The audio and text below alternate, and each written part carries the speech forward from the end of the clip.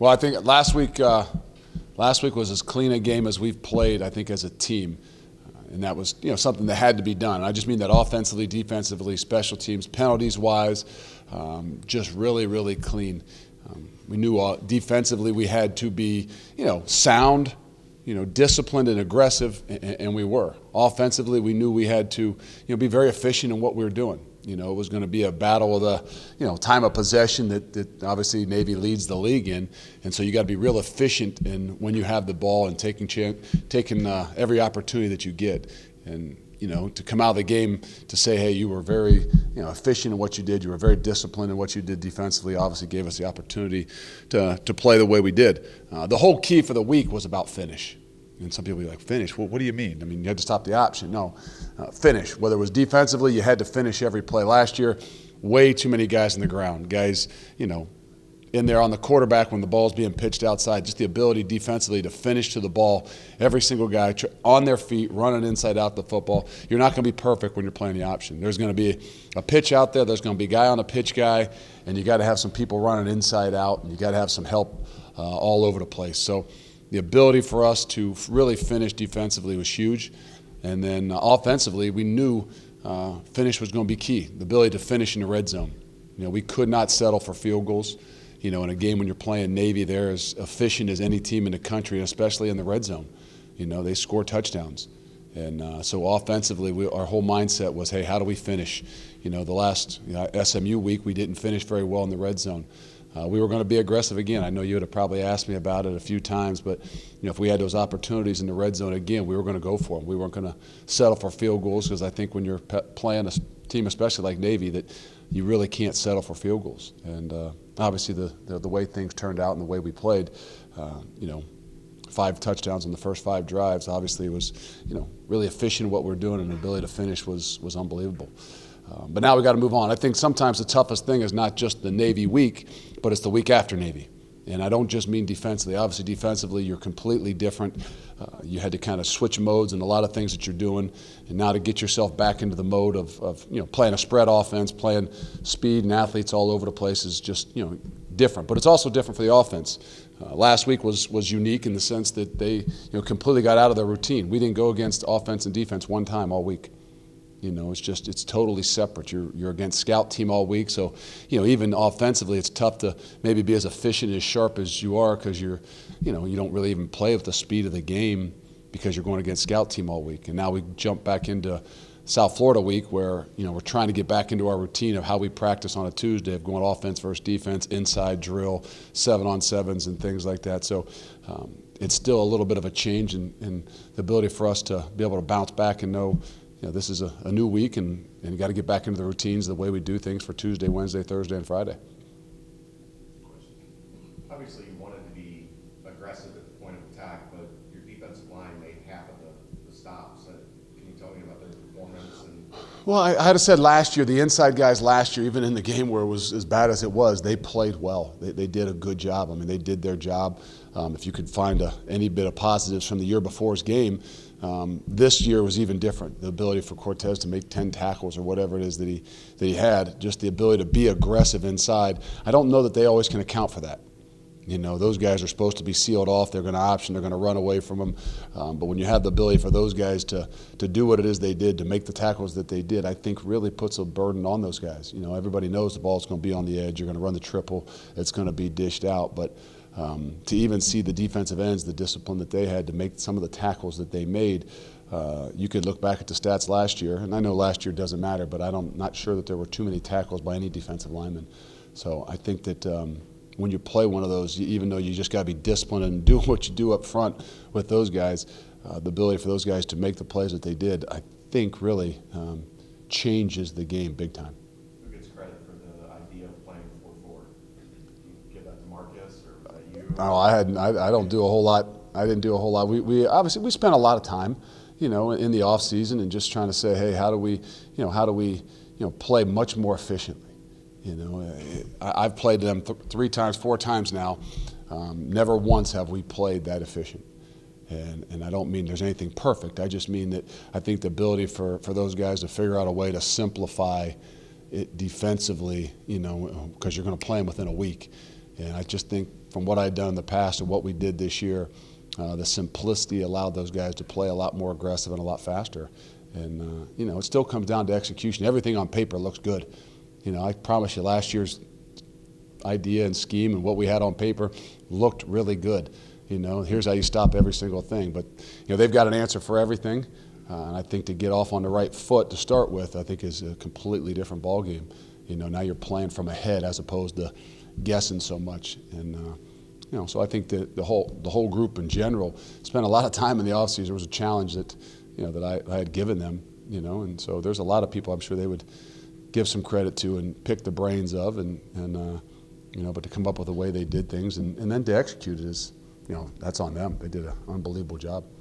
So you're coming into this game up here after USF is coming from an unexpected loss they had. How much do you have to coach the psyche of the football team this week, knowing you're here, they're there? Well, our whole focus and everything has always been about us. There's plenty of motivation. All you got to do is pop on the film from last year. I don't think we worry one bit about the psyche of what they have. I know our 18 to 22-year-olds don't. And that's since we started camp. I said it's always going to be about us. We're going to worry about us. We'll obviously go and figure out what it is that they're doing and have our preparation offensively, defensively, and special teams. But as far as the psyche of what it is that they are, this is a big game. It's going to be a big game. They're going to walk in here, whether they played great last week or not, they're going to walk in here in an atmosphere that's going to be really electric. And I think they're going to play their butts off. And so we got a challenge. We got to be able to match that. And, so if we just worry about ourselves and preparing ourselves and making sure we learn from, the mistakes and the things that happened last year, I think there's plenty of motivation for us to, focus on ourselves and not have to worry about them a whole lot. The position your team is in now in the standings, if you're in a pretty decent spot, how much does that motivate the team to kind of keep going? It's big time. You got to play great in November. If you want a chance to win championships, I had a coach for 10 years that said, all that stuff in the beginning is great, but if you're gonna win championships, you got to play great in November. And there's a lot of different ways of doing that, and obviously building the thing the way you need to be built. But you want to put yourself in position. I think that's where we've never said what is our goal. I've never said it publicly. We know as a team we've talked about during camp at what we want to accomplish this year. But really we talked about putting ourselves in position. Never really just say, hey, this is what we're going to do. We're going to win a champion. We're going to put ourselves in position to play for championships. And, I think that's what the guys are most excited about. It's November. They put themselves in a position to play for championships, but they can't worry about anything other than one day at a time, 1 week at a time, continue to do what it is they've done. Even acknowledging that last season's different and the Navy game doesn't mean as much as what you guys did this season, just seeing how stark of a difference it was and how efficient you were, is that surprising, impressive, or did you expect that? I wish you'd have told me that. I wish I'd have known that on Tuesday. But no, I think college football in general, everything's about momentum, and it's about energy. And when you got it, you got to find a way to keep it. And I think that's what we've continued to do this entire season, whether we've had a hiccup at Temple or not. It still wasn't something where, the guys lost their mind, they lost their cool of any sorts. The maturity has really, really grown. And I think that's what week in and week out that we've had a chance to do, is to continue to build upon the positive momentum. And I think that's, what you're happiest about. Did you play perfect? We played pretty well last week, and I mean that on both sides of the ball, special teams as well. And I'm talking not perfect, I'm just talking clean. I'm talking pre-snap penalties, post-snap penalties. I'm talking in and out of huddles, all those kinds of things that give you a chance to be successful. And I think that's what you're seeing the growth of. So you don't just pinpoint one thing. And you can't just say, well, hey, we lost at Temple, and that's because we played. No, actually, we played pretty darn well, and we're mature enough now to figure out where those places we didn't play well enough to give us a chance to win. We didn't play great at SMU, but we played well enough to win, and now we're mature enough to find the places we can do to get better, so we can go out and hopefully perform like we did last week. When you got this job 23 months ago, there was a lot of talk about different stadium and what it was like when it was full and the team was winning and there was energy. You got a pretty good taste of that last Saturday. This Saturday at night, probably even more. What was that like for you? Well, again, I've been fortunate to be in a lot of great environments, home and away. I love it. I think it's great, but I'm most excited for our players. And I don't know. Again, some guys have been here for 5 years and they've seen it like that. But there's a lot of guys that haven't. And to be able to go out there and to have that kind of buzz that we had last week, the kind of buzz we're going to have this week, I think that's what college football is all about. And so I'm so excited for those guys to have an opportunity to get to play in that kind of atmosphere. And yeah, it picks up your game. Yeah, it puts a little bit more on your plate. But I think that's what this thing's all about. And building it and doing it the right way. And it's not just about promotion. Well, these guys, we did a great job of promoting the game. That's why they were there. No, it's because those players have done an unbelievable job at playing. They've put all their hard work on display on Saturdays, and people have recognized it. So so it's a tribute to them, really. And I know they love it. I know that they are proud, and I think hopefully that they acknowledge the student body and obviously our community for what it is that they've provided for them. Now we just got to keep it going. Is it especially gratifying, satisfying, encouraging for you to see a young team playing in a big game last week against such a unique opponent, that they're so locked in and focused, that they played so well in all three phases? It is, and to be honest, it's very gratifying, and it's try not to be selfish, but there is a point in time when you just, like I said, I grabbed Coach Freeman afterwards and Coach Denbrock and just thank them for how they prepared their guys and the efficiency that they did. But I think it's even more gratifying to hear like Cortez Broughton go in afterwards and acknowledge the entire scout team. And no, he wasn't prepped to do that. No, I didn't say, hey, now make sure you say thank you to Kyle Bolden and those scout guys. It's like a parent. You start to, what you preach day in and day out, all of a sudden you start to hear your guys repeating it. And all of a sudden you're like, wow, it's really sinking in. It's not just a phrase on the wall. It's not just, a plaque or a poster we put up. These guys are actually hearing this. It's sinking in. It's stuck in their hearts. And, when they have an opportunity to speak, they're relaying the messages that the whole program's built on. It's going to be forecasted for cold weather, playing the Florida team. Does that give you an edge, or how much of that is meant? I think they talked about putting the bubble up over top so that we can keep it nice and warm and make it 70. So I don't know if we can get it done for this week. It's a short amount of time, but we're going to try to make the playing field as even as possible and get this thing heated up around here. I don't know. I mean, again, if you let it affect your mind, I tell you this, it could be 10 degrees, it could be 5 degrees. If you've got the momentum and you've got the energy because you're running down the field and scoring or you're stopping them on defense, I don't care whether you're from South Florida or you're from Alaska, it doesn't bother you nearly as much. But if things don't go your way, then you're darn right that whether it's the cold, whether it's the rain, whether it's the heat, we went to to SMU and played in the 85-degree heat, which probably was about 90-some on the turf that day, and we hadn't seen that kind of weather since camp. So was it a disadvantage to us? I don't know. I mean, if you allow it to be, again, those are those things that we don't have a whole lot of control over. So don't spend a whole lot of time worrying about it. The Perry Young injury came on one of those Navy top blocks that you knew you were going to see. You talk about different things that have been put in place to safety of players and quarterbacks and things like that. I'm curious what you thought about that play and where that fits into that. No, I think it's a problem with our game, and this isn't the time or the place sometimes to get up on that. But the off season is going to be a big push by me to I try to show the officials before the game, and they can't make it's hard to make a real clear, well, that's legal or it's illegal, and there's an exact example of things that we got to get out of the game. The ability for guys to to do what happened. It's if that's a wide receiver or that's a quarterback, then I mean the whole game it was press pause and probably got the NFL commissioner down here and things like that because it's a because it's a guy that everybody sees and focuses on. But when you're inside that box and some things, there's some things I know as a coach, I have an obligation, just like I said probably 4 years ago when we switched the way we tackle. I said, I have an obligation to make this game better. I got 5 boys that are going to play this game, and they're not going to be quarterbacks. They're probably not going to be wide receivers either. So I might need to help them, to be able to have some longevity in this. I don't have quite the genetics that, some of our famous colleagues have to produce some wide receivers and things like that, Jim. But I really do believe that there's not a place for it. And I don't think it's really easy to officiate because the rule is too gray.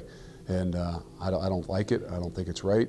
We had one, to be honest with you, we had one that should be a penalty as well that I complained about happening against OU. And I went right into him and said, this is not how we block. We got to make sure we're not doing this because it's not the right for the game.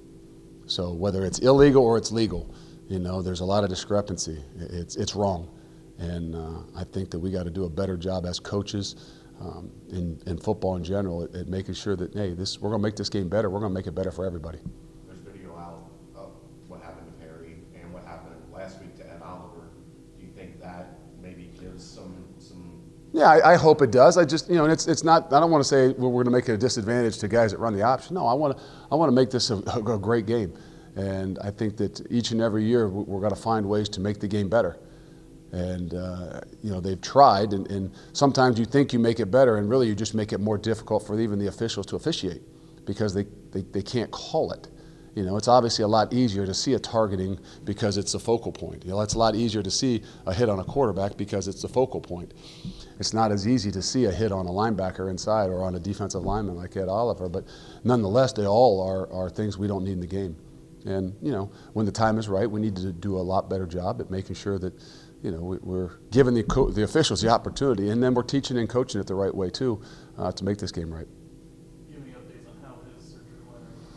No. I mean, I'm not sure who's going to run around out there this week. You know, I don't know. Perry's a pretty remarkable kid, and I wouldn't put anything past him. But my guess is he probably won't be able to make the game this week. Speaking of, any update on Garrett Campbell? No. I mean, again, we're gonna. He's very positive. He's very upbeat. You know, he wants to run around out there today, and we'll see how he feels. Michael Warren is on the verge of 1,000 yards. How significant is that, and how is he holding up this late in the year? I think he's done a good job. Obviously, he obviously didn't play much in the second half, or didn't play at all, other than one carry or one play in the second half last week. But Mike's built for this. Mike's built for November. You know, and I mean that that's the kind of tough, hard-nosed football player he is. He's a little bit more trained. He's had the fortunes of playing 14 games every year in high school, you know, going to the state championship every year for, I think, 3 years in a row. So, you know, I think that it gives him an opportunity to understand that, you know, November is where the game is really won, and you got to take care of yourself. So he's put himself in a great position. You know, he's helped us a lot, and we're going to need him. We're going to need him here in November. How important has it been that Charles has also been able to step up and give him a breather and make some big plays? It's such a unique position that you got to have other guys, you know, and to lose Dokes the way we lost him, to have Charles step up, to have Tavion as a guy that stepped up too, and you know, we're going to need. It can't just be Mike, you know, as tough and as strong as he is, and you know, is built for this kind of, you know, November as he is. You're not going to be able to do it alone, and we're going to have to rely a lot on both Chuck and Tavion, and that's not easy, you know, especially as freshmen, because late in the year as freshmen is the most difficult time. You know, everything that just piled upon him, you know, in week 10, week 11, week 12, whether it's, well, he hasn't carried the ball a whole lot, I know, but he's been at practice every single day, the wear and tear, mentally more than physically, you know, from school and everything that's just different in your first year. You know, those guys have come a long way, and we're going to need them to keep continuing to grow.